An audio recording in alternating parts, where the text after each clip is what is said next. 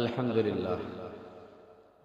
আল্লাহ পাক রব্বুল আলামিনের দরবারে লাখো কোটি শুকর, যে মহান রব্বে কারীম আমাদের সকলকে দুনিয়াবী সমস্ত ধরনের কাজের থেকে ফারেক করে নিয়ে আল্লাহ তাআলার মহান হুকুম পালনার্থের উদ্দেশ্যে মসজিদে এসে জুমার নামাজের জন্য অপেক্ষা করার এবং দ্বীনি আলোচনা করবার ও শুনবার মতো তৌফিক দান করে দিলেন। এজন্য আমরা সকলে দিলের থেকে শুকর গুজার করি, বলি আলহামদুলিল্লাহ। আওয়াজ দিয়ে একসঙ্গে বলি আলহামদুলিল্লাহ। সম্মানিত মুসল্লিয়ানে কেরাম, আজকে আমরা যে বিষয়টি নিয়ে আলোচনা করব তা হলো দুইটি ইবাদত সম্পর্কে আলোচনা করা হবে। এক হলো তারাবির নামাজ, দ্বিতীয় হলো কোরআনুল কারীমের খতম। এই দুইটি সম্পর্কে আলোচনা করা হবে।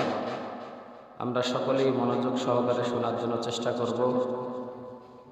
সময়ের স্বল্পতা এবং আলোচনা দীর্ঘায়িত হওয়ার কারণে কোনো ধরনের ভূমিকা ছাড়াই মূল আলোচনায় চলে যেতে হচ্ছে, যেহেতু নামাজের পরে একটি জানাজাও রয়েছে, তাই না? এজন্য স্বল্প সময় সঠিক সময়ের মধ্যে বয়ান শেষ হবে। এখন পর্যন্ত যারা আমরা আসতে পারিনি, দ্রুত করে চলে আসলে ভালো হয়। মুআজ্জাজ হাজিরিন, আমরা জানি আমাদের সামনে আগত রমজান মুবারক মাস, কি বলেন? সামনে আমাদের সবচেয়ে আল্লাহর কাছে যে দামি মাস, সবচাইতে ফজিলতপূর্ণ যেই মাস, সবচাইতে আমলের দিক দিয়ে যেই মাস, সেটা হলো রমজানুল মুবারক মাস। এই বরকতময় মাস, রহমতের মাস, নাজাতের মাস, মাগফিরাতের মাস আমাদের সামনে এই অল্প কয়েকদিন পরেই চলে আসতেছে। আমরা আগেই জেনেছি যে এই মাস উপলক্ষ করে আল্লাহ রাসূল সাল্লাল্লাহু আলাইহি ওয়াসাল্লাম কত বেশি পরিমাণে ইবাদত বন্দেগী করতে পারেন, এজন্য আগের থেকে প্রস্তুতি গ্রহণ করেছিলেন, তাই না? এজন্য আমাদেরকেও বেশি বেশি করে প্রস্তুত থাকা দরকার এবং প্রস্তুতি গ্রহণ করাও দরকার, ঠিক কিনা? কেন? রমজানের রোজা এক একটা বহুত বড় দামি জিনিস।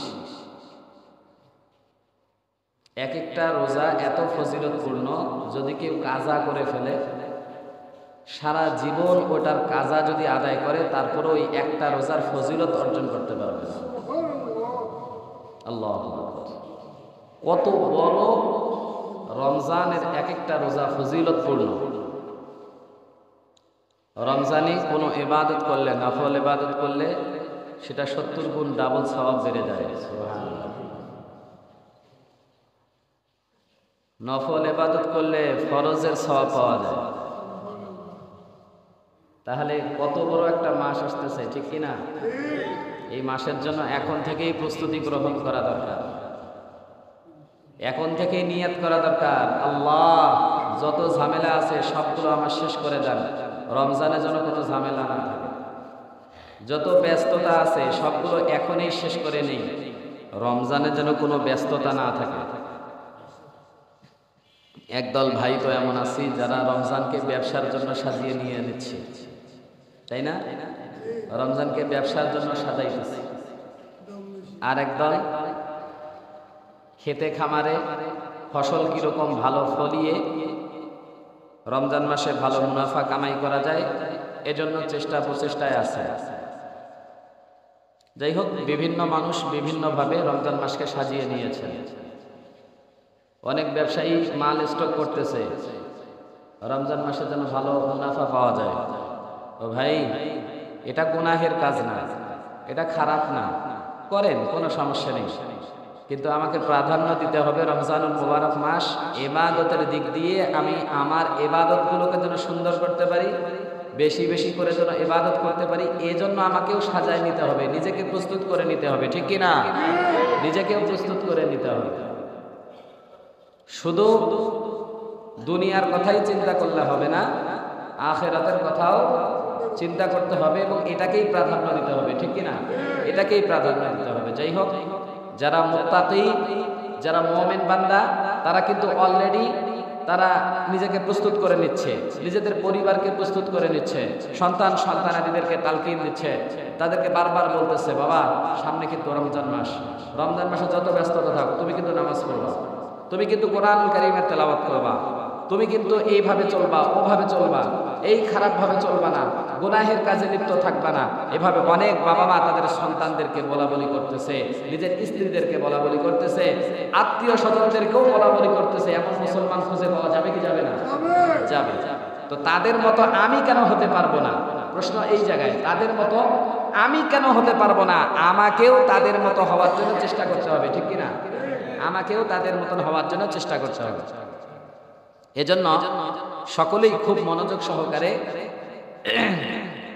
রমজানের জন্য প্রস্তুতি গ্রহণ করি, তাহলে রাসূলের একটা সুন্নাহ আদায় হবে, রাসূলের একটা সুন্নাহ আদায় হবে।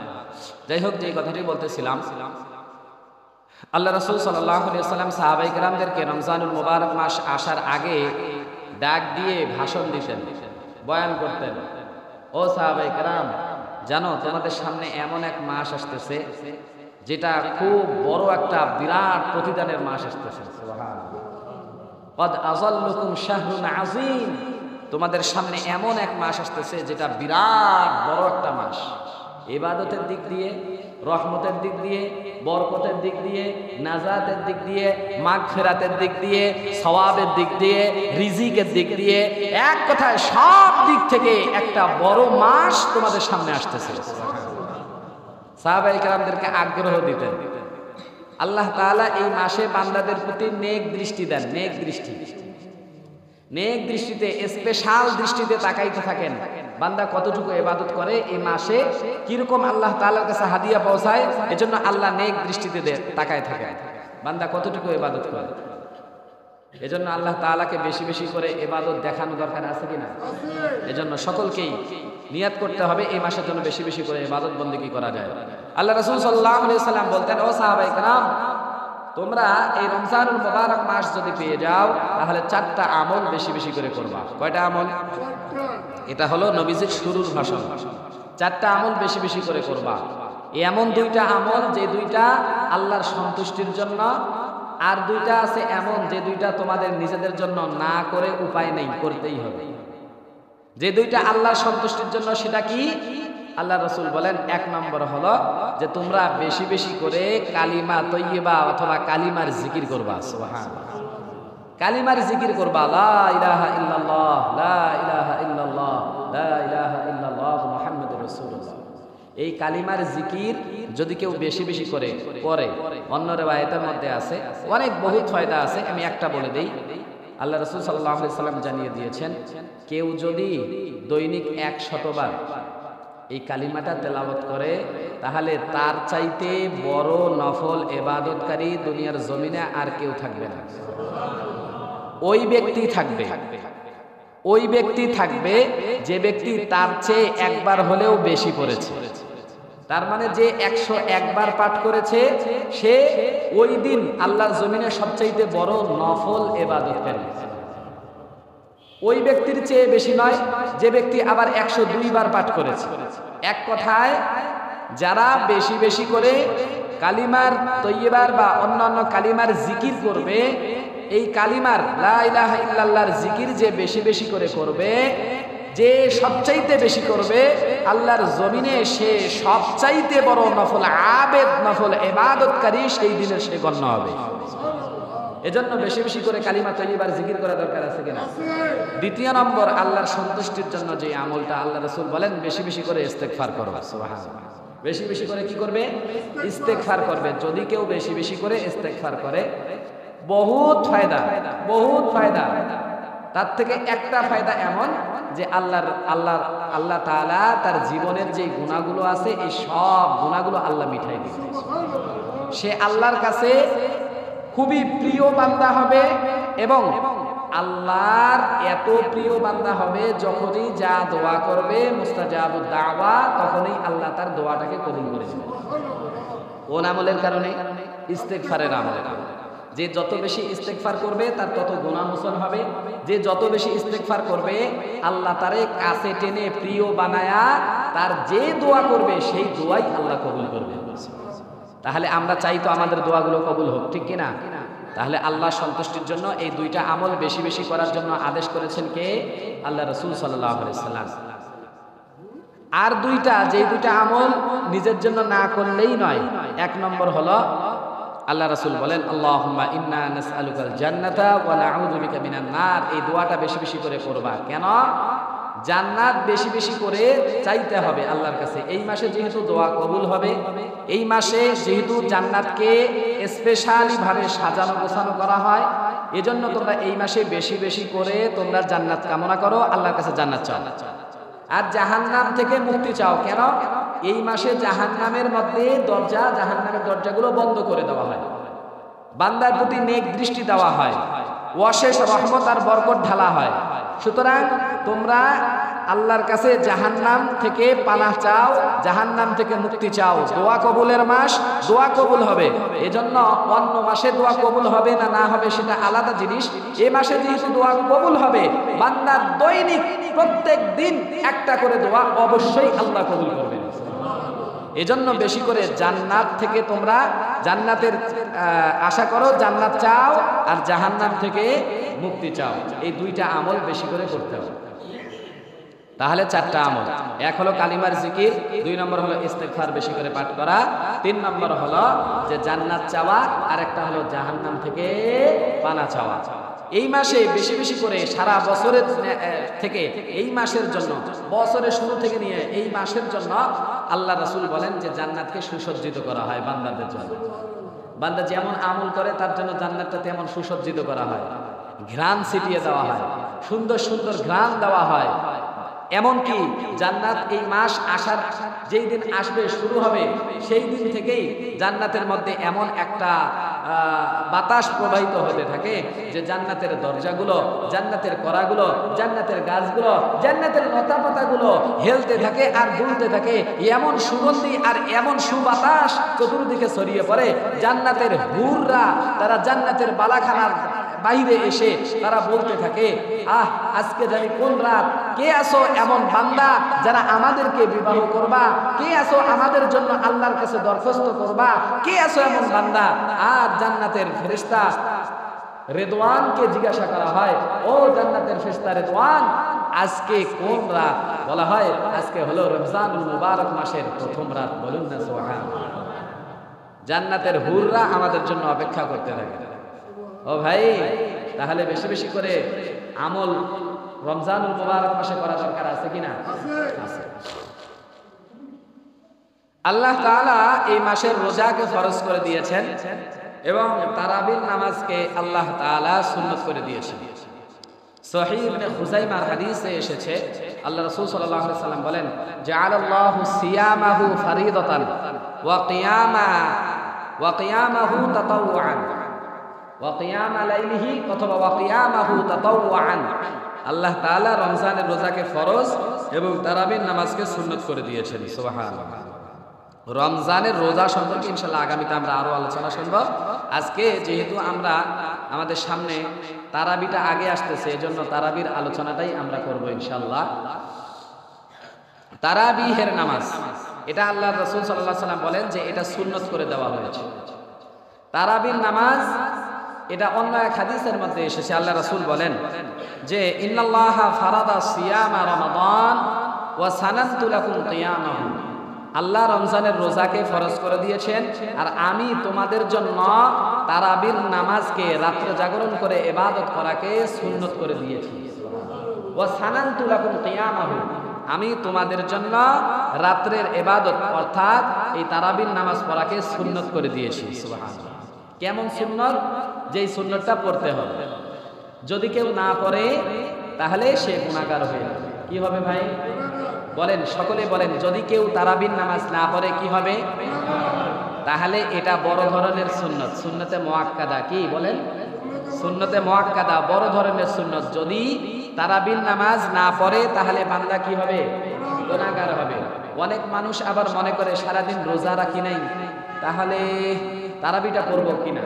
ও ভাই, আপনি রোজা রাখতে যদি কোনো কারণবশত নাও পারেন, তারপরেও আপনি তারাবি পড়বেন। কেন? তারাবি না পড়লে গুনাহ হবে। রোজা না রাখলে সেটার হিসাব আলাদা, কিন্তু তারাবি না পড়লে এটা স্বতন্ত্র ইবাদত, এটা না পড়লেও রাসূলের সুন্নত তরক হবে, গুনাহ হবে। বুঝাইতে পারলাম? এজন্য এই সুন্নতটি আদায় করতে হবে। যদি তারাবির নামাজ পড়ি তাহলে ফায়দা কি? কি ফজিলত? একটা ফজিলত বলে দেই, বহুত ফজিলত আছে, একটা বলে দেই। আল্লাহ রাসূল বলেন, মান সামাহু ওয়া কামাহু ঈমানান ওয়া ইহতিসাবান খরাজা মিন যুনুবিহি কায়াউমিন ওয়ালাদাতহু উম্মুহু। আল্লাহ রাসূল বলেন, যারা রমজানের রোজা দেয়, রাত্রি জাগরণ করে তারাবির নামাজ আদায় করে, এই ব্যক্তিরা গুনাহের থেকে এমন ভাবে মুক্ত হয়ে যায়, গুনাহ থেকে এমন ভাবে বেরিয়ে যায়, এমন নিষ্পাপ হয়ে যায় যেন তার মা আজকেই তাকে জন্ম দিল। তাহলে তারাবির নামাজ পড়লে বান্দার গুনাহ মাফ হয়। কি হয়? কেমন মাফ হয়? যেন তার কোনো গুনাহই নেই, সে কেমন যেন নিষ্পাপ হয়ে যায়। তাহলে এই আমলটা করা দরকার আছে কিনা? এক কথা বললাম যে তারাবির নামাজ না আদায় করলে গুনাহ হয়। 2 নম্বর কথা বললাম, তারাবির নামাজ পড়লে বান্দার গুনাহ মোচন হয়ে যেন আজকেই ভূমিষ্ঠ হলো এরকম নিষ্পাপ হয়ে যায়। তাহলে এই তারাবির নামাজ পড়া দরকার আছে কিনা? আছে কিনা? আওয়াজ দিয়ে বলে আছে। এই তারাবির নামাজ কত রাকাত? তারাবির নামাজ কত রাকাত? 20 রাকাত। এটা পরে, আগে শুনি এই তারাবির নামাজ আল্লাহ রাসূলের জামানায় ছিল কিনা? হ্যাঁ, আল্লাহ রাসূলের জামানায় ছিল। আল্লাহ রাসূল নিজেও তারাবির নামাজ আদায় করেছেন, সাহাবায়ে কেরামও তার সঙ্গে তারাবির নামাজ আদায় করেছিলেন। হাদিসের মধ্যে এসেছে আল্লাহ রাসূল সাল্লাল্লাহু আলাইহি ওয়াসাল্লাম একদিন এই তারাবির নামাজ হযরত জিবরিল আমিন বলার কারণে আল্লাহ রাসূল আদায় করলেন, সাহাবায়ে কেরাম তার সঙ্গে আদায় করলেন, এবং পরের দিন আল্লাহ রাসূল আবারও আদায় করলেন, আরো অনেক সংখ্যক সাহাবায়ে কেরাম তার সঙ্গে আদায় করলেন। তৃতীয় দিন আরো অনেক সংখ্যক সাহাবায়ে কেরাম তার সঙ্গে এই তারাবির নামাজ আদায় করলেন। চতুর্থ দিনে এত পরিমাণে লোকে লোকারণ্য হয়ে গেল, মসজিদ পরিপূর্ণ ভরপুর।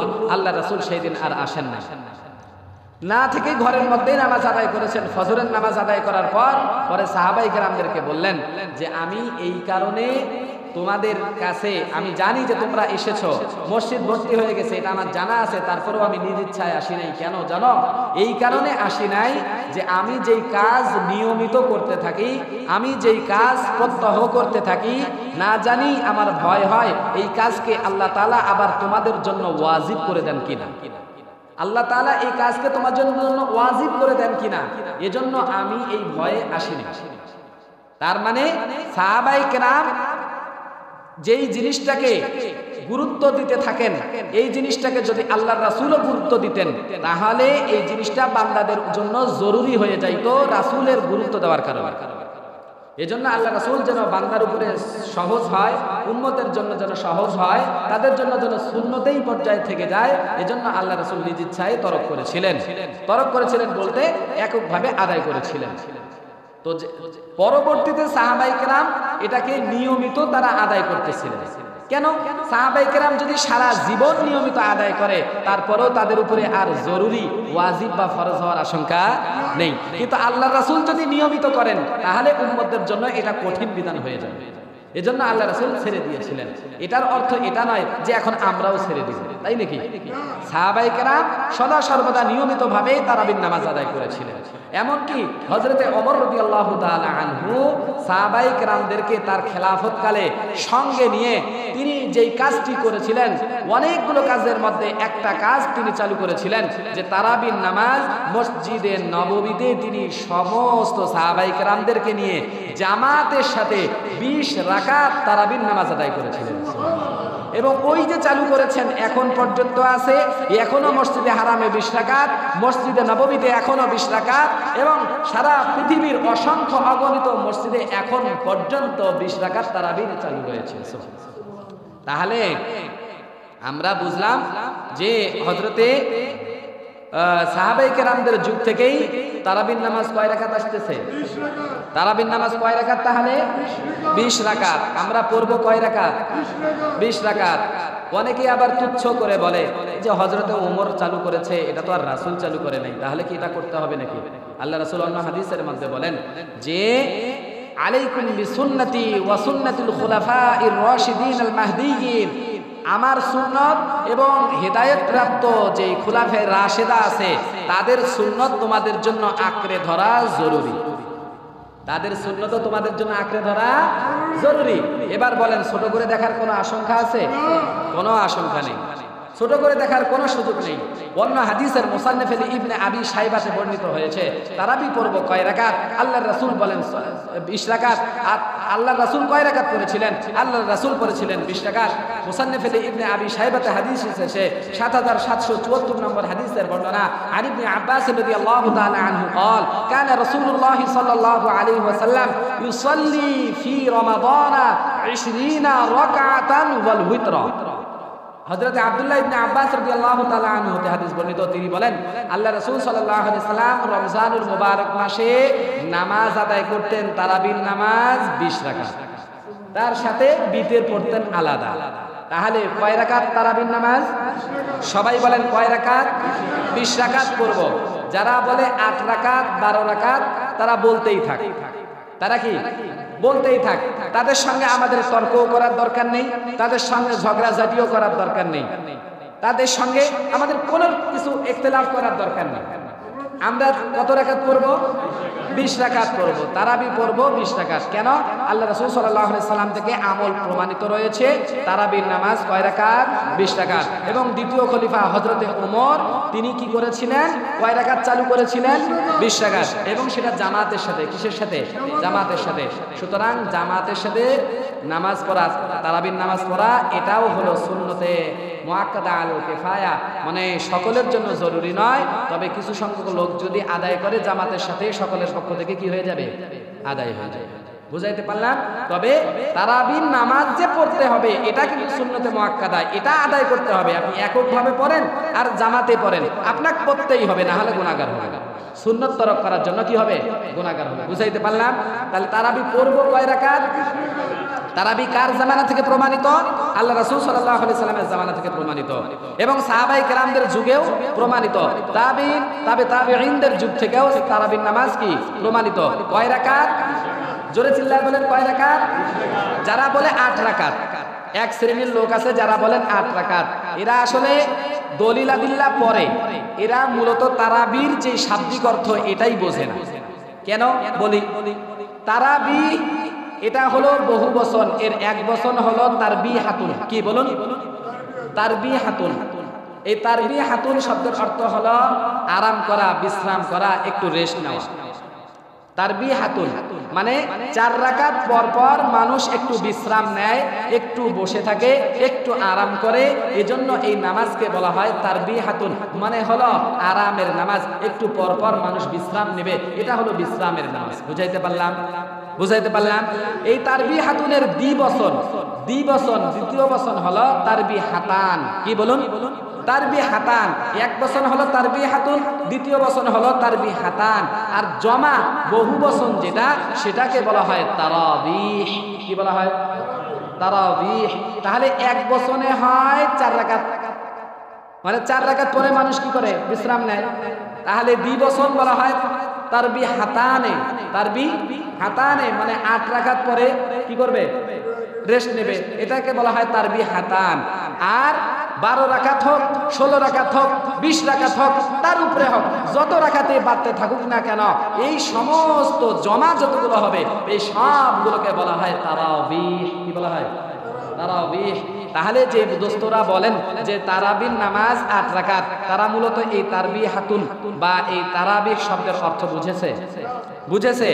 এক বছরে 4 রাকাতকে বলে তারবিহাতুন, 2 ডাবল মানে হলো 8 রাকাতকে বলে তারবিহাতানে। তাহলে যারা বলে আর তারাবির নামাজ 8 রাকাত, তাদেরকে বলতে হয় যে তারবিহাতানে আপনারা পড়েন। আপনারা কি পড়েন? তারাবি পড়েন না, আপনারা পড়েন তারবিহাতান। কি পড়েন? তারবিহাতান। আর জমা যদি হয় 8-এর যদি বেশি হয় তখন আমরা বলতে পারি সেটাকে তারাবিহ। কি বলতে পারি? তাহলে এই শাব্দিক অর্থটাই তারা দোস্তরা বোঝে না। এদের সঙ্গে কি কথা বলবেন? তারা আপনাকে বহু এটা ওটা বোঝাবে, আপনি এক কথায় বলে দিবেন, বিনা দলিলে বিনা যুক্তিতেই তারা বিবেশী। এক কথাই শেষ। বিনা দলিলে বিনা যুক্তিতেই তারা কয় রাকাত? আর একটা যদি কথা বলতে চায় তাহলে আর একটা কথা বলবেন। যে দোস্ত আপনি যে বলতেছেন 8 রাকাত, আর কেউ কেউ বলে আবার 20 রাকাত। দোস্ত আমি তো 20 রাকাতে এতদিন থেকে পড়ে আসতেছি, তুমি তো 8 রাকাতেই পড়তেছো। আচ্ছা তোমার কথাটা যদি সঠিক মেনে নেই তো আলহামদুলিল্লাহ, আমি 20 রাকাত পড়লেও তার মাঝে 8 আছে, তার মানে আমি বেঁচে যাব। আর যদি এরকমটা হয় কখনো যে তোমার কথাটা মিথ্যা প্রতিপন্ন হলো, 8 না 20, তখন যে তুমি ধরা খেয়ে যাবা, তখন কি হবে? ঠিক কি না? আমি 8 পড়ি, আপনি 20 পড়েন, আপনি 20 পড়েন, তাহলে 20-এর মধ্যে 8 আছে কিনা? কিন্তু 8-এর মধ্যে 20 আছে, তাহলে এই দোস্ত ধরা খাবে কিনা? তাহলে কথা এতটুকু, দোস্ত আমি যে 20 পড়ি, এই 20-এর মধ্যে আমার 8 আছে, যদি আল্লাহ না করুন 8টা সঠিক না হয়ে 20টাই সঠিক হয়, তখন তোমার অবস্থা কি হবে? তো এই জন্য যুক্তি শেষ, আর কোনো যুক্তির দরকার নাই, কোনো প্রমাণ আদিল্লার কিছু দরকার নেই, বাস কথা শেষ। তাহলে তারাবির নামাজ কয় রাকাত পড়ব? 20 রাকাত। কতদিন পড়ব? 1 মাস। লাগাতার কয় মাস? 1 মাস। 27 রমজানই শেষ নাকি? বলেন 27 রমজানে শেষ? শেষ না 27 পরেও তারাবি? তাহলে মুসল্লি যে কমে যায়, মুসল্লি যে কমে যায়, তাহলে গুনাহ হবে কিনা? ইচ্ছাকৃত ভাবে তারাবির নামাজ কাজা করলে গুনাহ হবে কিনা? তাহলে এই গুনাহ থেকে বেঁচে থাকার জন্য 27 নয়, পুরো 1 মাস তারাবি পড়তে হবে। কয় মাস? কয় রাকাত? 20 রাকাত। বুঝাইতে পারলাম একটা জিনিস। দ্বিতীয় নম্বর কথা, সময় থাকলে আরো বিস্তারিত আলোচনা করা যাইতো, সময় স্বল্পতার কারণে আমি আলোচনা সংক্ষেপ করতেছি। দ্বিতীয় নম্বর বিষয় হলো খতমে কোরআন। কি কোরআন? খতমে কোরআন। তারাবির নামাজ যদি কেউ সূরা তারাবি পড়ে, সূরা দিয়ে, তাহলে তারও সুন্নত আদায় হবে। আর যদি কেউ খতমে কোরআন পড়ে, তারও সুন্নত আদায় হবে। তবে মানে তারাবির সুন্নত আদায় হবে। তারাবির নামাজ পড়া যে সুন্নত, এটা আলাদা সুন্নত। তারাবির নামাজে কোরআন খতম করা, এটা আলাদা সুন্নত। বুঝাইতে পারলাম? তারাবির নামাজ পড়া আলাদা সুন্নত, তারাবির নামাজে কোরআন খতম করা এটা কি? আলাদা সুন্নত। বছরে কমপক্ষে 1 খতম কোরআন দেওয়া, এটা হলো কোরআনের হক। কমপক্ষে দৈনিক 100 বা 200 আয়াতে কারিমা তেলাওয়াত করা। অনেকেই পারি না, পারি নাকি? অনেকেই পারি না, অনেকেই পারি, অনেকেই পারি না। অধিকাংশ লোক দৈনিক 100 আয়াত তেলাওয়াত করতে পারি না, সময় থাকে না, ঠিক কি না? তো এই মানুষগুলো সারা বছরে 1 খতম দিবে কোথা থেকে? কোথা থেকে দিবে? কিভাবে দিবে? তো তাদের জন্য মুহাক্কিক উলামায়ে কেরামগণ বলেন, এবং রাসূলের যুগ থেকে যেটা চলে আসতেছে, যে রমজানে তোমরা যত বেশি পারো কোরআনের খতম করো। হানাফি ফিকহের কিতাব ফতোয়া শামিতে এসেছে যে আল খতমুল কোরআন সুন্নাতুন মাররাতান সুন্নাতুন ওয়া মাররাতাইনে ফাজিলাতুন ওয়া সালাসান আফদালু। সেখানে বর্ণিত আছে যে কোরআনুল কারীম খতম করা রমজানুল মুবারক মাসে একবার, এটাকে একবার খতম করা এটা হলো সুন্নাত। সারা রমজানে কোরআনুল কারীম খতম করা একবার কি? সুন্নাত। অন্যান্য মুহাক্কিক উলামায়ে কেরামগণ বলেন মুস্তাহাব, যদি ইমাম সাহেব ভালো থাকে, তেলাওয়াত ভালো থাকে, আর ইত্যাদি ইত্যাদি। যাই হোক, আমাদের হানাফি মাযহাবে বলা হয় সুন্নাত। কি বলুন? সুন্নাত। কোরআনুল কারীম আলাদাভাবে খতম করা, এটা তারাবির নামাজে, এটা হলো আলাদা কোরআনুল কারীমের তেলাওয়াত করার সুন্নাত। বুঝাইতে পারলাম? খতম করার সুন্নাত 2 বার খতম করা, যদি কেউ 2 বার করতে পারে রমজানুল মুবারক মাসে, তাহলে এটা ভালো। আর যদি 3 বার খতম করে, তাহলে এটা আরো ভালো, আরো ভালো। আল্লাহ রাসূল সাল্লাল্লাহু আলাইহি ওয়াসাল্লাম প্রত্যেক রমজানে নিজে দাওর করতেন জিবরিল আমিনের সাথে, এটা সহিহ বুখারীর হাদিসে এসেছে। জিবরিল আমিনকে কোরআনুল কারীম তেলাওয়াত করে করে শুনাইতেন, খতম দিতেন, তারাবির নামাজেও খতম দিতেন। এমনকি পরবর্তী মুহাক্কিক উলামায়ে কেরাম যেমন হযরত ইমাম আবু হানিফা সারা রমজানে 61 খতম কোরআনুল কারীম তেলাওয়াত করতেন। 61 খতম। রাত্রে 1 খতম করে, দিনে 1 খতম, আর সারা তারাবি মিলে 1 খতম, 61 খতম করতেন। এমনকি ইমাম বুখারী রাহমাতুল্লাহি আলাইহি তিনিও, তার এরকম আমল ছিল।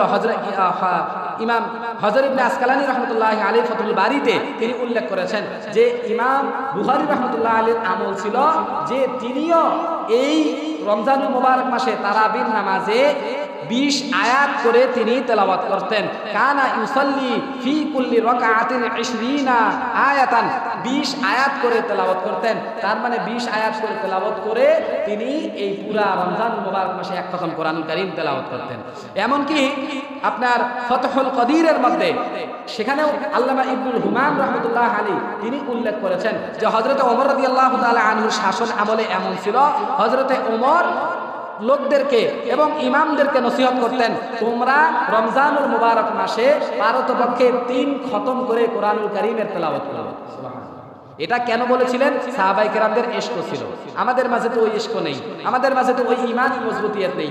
1 খতম তো দূরের কথা, একটু রাকাতে যদি টান টুন বেশি হয়ে গেছে তাহলে পরের রাকাতে মুসল্লি দেখবেন বসে থাকে। হয় কি হয় না?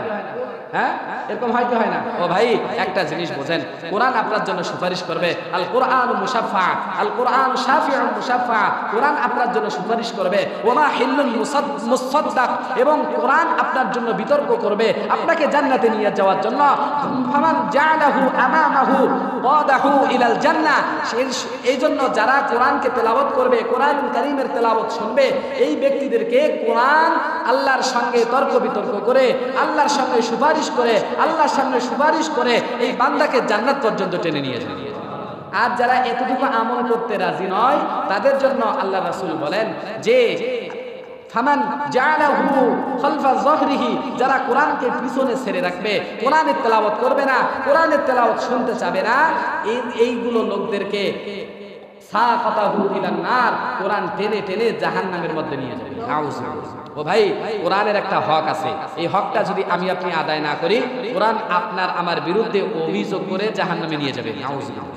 এজন্য কোরআনের হকটা আদায় করার জন্য সকলেই তারাবির নামাজের মধ্যে খতমে কোরআন পড়ার জন্য চেষ্টা করব। কি কোরআন? খতমে তারাবি। সবাই বলেন কোন তারাবি? আওয়াজ দিয়ে বলেন কোন তারাবি? সূরা তারাবি নয়। কোন তারাবি নয়? সূরা তারাবি নয়। সূরা তারাবি পড়া যাবে, জায়েজ আছে, কিন্তু আমরা খতমে কোরআন করব কেন? কোরআনের ফজিলত আছে, কোরআনের হক আছে, বছরে কমপক্ষে 1 খতম কোরআন দেওয়ার জন্য। বুঝাইতে পারলাম? তাহলে এই কোরআনের হকটা আদায় করার জন্য চেষ্টা করব কিনা? যদি না করি তাহলে আল্লাহ রাসূল কালকে আমাদের জন্য অভিযোগ করবেন। আল্লাহ তাআলা বলেন, ওয়াকালার রাসূল ইয়া রাব্বি ইন্না কওমি ইত্তাখাযু হাযাল কুরআনা মাহজুরা। ও রব্বে কারীম, আমার কওমের লোকেরা এই কোরআনকে পরিত্যক্ত সম্পদ মনে করত, এরা কোরআন নিজেরাও তেলাওয়াত করত না, কোরআন তেলাওয়াত যারা করত তাদের ধারের কাছেও যাইত না, তাদের তেলাওয়াতও শুনতো না, এমনকি তারাবির নামাজে যে কোরআনুল কারীম খতম করা হতো তার মধ্যেও তারা অংশগ্রহণ করতো না, তারা এটাকে দাম দিত না, এটাকে পরিত্যক্ত সম্পদ মনে করে বাড়ির মধ্যে রেখে দিত, এটাকে রমজানুল মুবারক মাসেও তেলাওয়াত করতো না, নিজের ঘরেও তেলাওয়াত করতো না, কোরআনুল কারীমের উপরে জং ধরে যাইত, কোরআনুল কারীমের উপরে বালু জমে যাইত, কোরআনুল কারীমের উপরে মাকড়াসার জালছি এসে পড়ে যাইত, তারা মনে করতো এটাকে পরিত্যক্ত সম্পদ। সুতরাং যারা কোরআনকে পরিত্যক্ত সম্পদ মনে করে এরা আমার উম্মতের অন্তর্ভুক্ত নয়, রাসূলের শাফাআত লাভ করা যাবে না। এজন্য সম্মানিত মুসল্লিয়ানে কেরাম, আপনাদেরকে বলি, আসুন আমরা সকলেই এই কোরআনুল কারীমের তেলাওয়াত নিজেরাও করি, বেশি বেশি করে তেলাওয়াত যেখানে হয় সেইখানে বেশি বেশি করে সময় দেওয়ার জন্য চেষ্টা করি। পারবো তো ইনশাআল্লাহ? তাহলে তারাবির নামাজ কয় রাকাত পড়ব? 20 রাকাত। এবং কোন তারাবি পড়ার জন্য চেষ্টা করব? খতমে তারাবি। বলেন কোন তারাবি? আমি কি এটা বুঝাইলাম যে সূরা তারাবি পড়া যাবে না? পড়া যাবে, কিন্তু খতমে কোরআন পড়লে কোরআনের হক আদায় হবে, এটা আশা করা যায়, ঠিক কি না? এজন্য সকলেই যে যেইখানে চান্স পাই, বিশেষ করে এই মসজিদেও ইনশাআল্লাহ খতমে কোরআন হবে, আলহামদুলিল্লাহ বলি, সকলেই এসে খতমে কোরআন পড়ার জন্য চেষ্টা করব। তবে এরকম কেউ করব না, মুসল্লিরা অনেক সময় আবার ইমাম সাহেবদেরকে তাড়া দেয়, হুজুর একটু তাড়াতাড়ি জোরে পড়ান, জোরে পড়ান। এভাবে তাড়া দেওয়ার কারণে দেখা যায় নামাজের মধ্যে তেলাওয়াত অশুদ্ধ হয়ে যায়, তাড়া দেওয়ার কারণে তেলাওয়াত সহি শুদ্ধ হয় না, বিকৃত হয়ে যায়, এজন্য কিন্তু গুনাহ হয়ে যায়। এজন্য সম্মানিত মুসল্লিয়ানে কেরাম, নামাজের মধ্যে যত ধীরস্থির হবে, তেলাওয়াতের মধ্যে যত ধীরস্থির হবে, তত আল্লাহর কাছে মাকবুল হবে। বুঝতে পারলাম? দুনিয়ার চিজ ও আসবাব যত দ্রুত হয় তত তার দাম বাড়ে। মোটরসাইকেলের যত স্পিড তত কি দাম? তত দাম, ঠিক কিনা? যত স্পিড তত দাম। কিন্তু ইবাদতের ক্ষেত্রে ব্যতিক্রম, আল্লাহর কাছে যত ধীরস্থির তত কি দাম। অনেকে আবার মুসল্লিরা কি করে, অমুক মসজিদ থেকে শুনে এসেছে, আরে ওদের তো আমাদের এখানে 1 ঘন্টা 10 মিনিট লাগে, ওদের ওখানে 50 মিনিটে নামাজ শেষ হয়ে যায়, তুখার হাফেজ নিয়ে এসেছে, অনেক তুখার হাফেজ। ও ভাই, ইবাদতে এটা তুখার হাফেজ চলে না। ইবাদতে যত ধীরস্থির হবে তত কি ইবাদত কবুল হবে। বুঝাইতে পারলাম? আল্লাহ আমাদের আমল করার তৌফিক দান করুন। ওয়া আখিরু দাওয়ানা আলহামদুলিল্লাহি রাব্বিল আলামিন।